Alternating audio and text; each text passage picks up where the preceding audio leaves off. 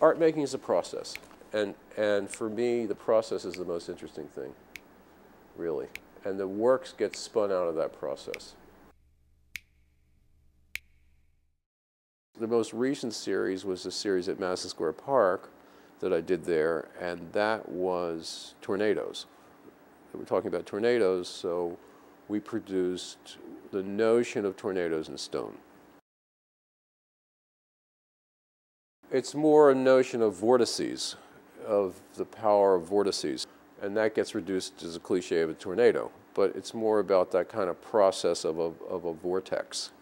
And so then the question is, how does one visualize that power? And I did some in glass, and they were very successful.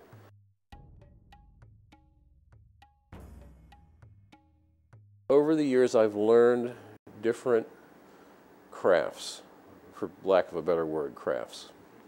I've learned wood carving, I've learned stone carving, I've learned glass work.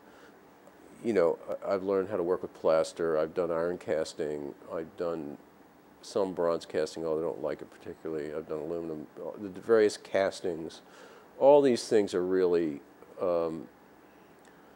crafts, and although highly skilled crafts.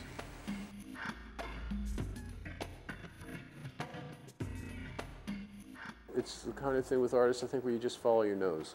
You have curiosities, you have general influences from your time, and then you kind of develop as you will. And some people lose interest and fizzle out, and some people get more and more interested. And I found that, for me, I've gotten more and more interested. With stone, and I do a lot of large-scale stone pieces, what I've come to is, I started out trying to do it all myself, going to these quarries in Pennsylvania and here and there, and somehow buying tools and trying to figure out how to do it. And I have a farm in upstate New York, and I was hiring farm boys as my assistants, and, you know, being a one-man production facility. Being a one-man idiot is really what it was. And gradually I realized that I should do this differently.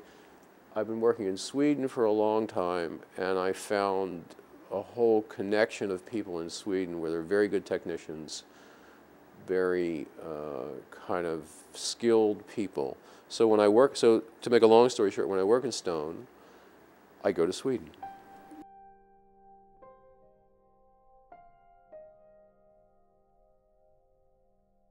I think the best thing about Madison Square Park is how invested the public is in it.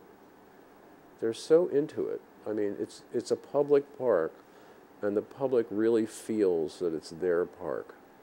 And when you put up a sculpture in Madison Square Park, everybody has an opinion.